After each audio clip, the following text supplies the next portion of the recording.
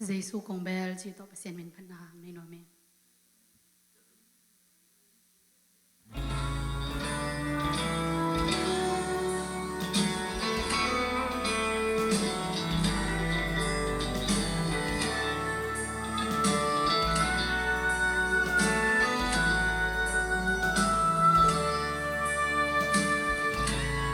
người xin lấy lung khăm hắc sa na rong tuang zel hong hu đi ca zon hang mu zo tuan ke kam muan de muan bang lo lam met bang lo chi na ding thay lo luan chi Giêsu đang công bel hi cây hồng nia ngày cây nô nang kiang lâu qua kiang cây bay đi cây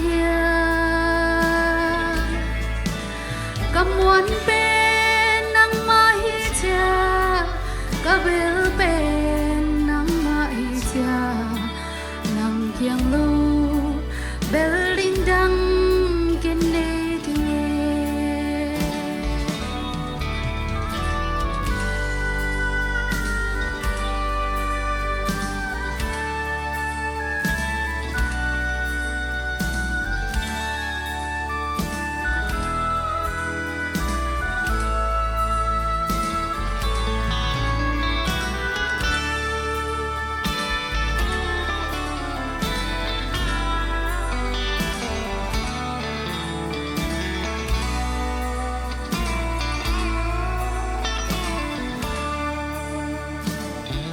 Giêsu công bel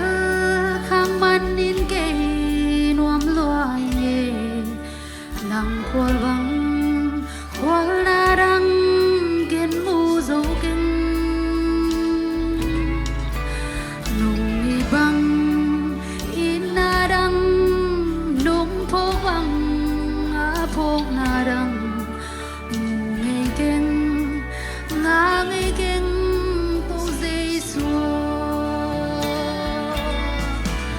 Giêsu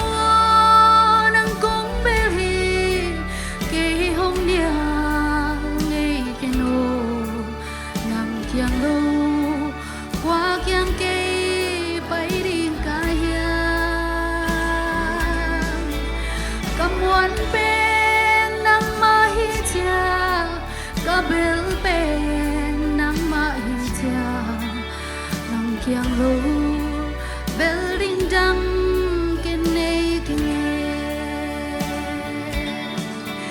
Giêsu nang công bel hi cây hồng nia ngày cây nô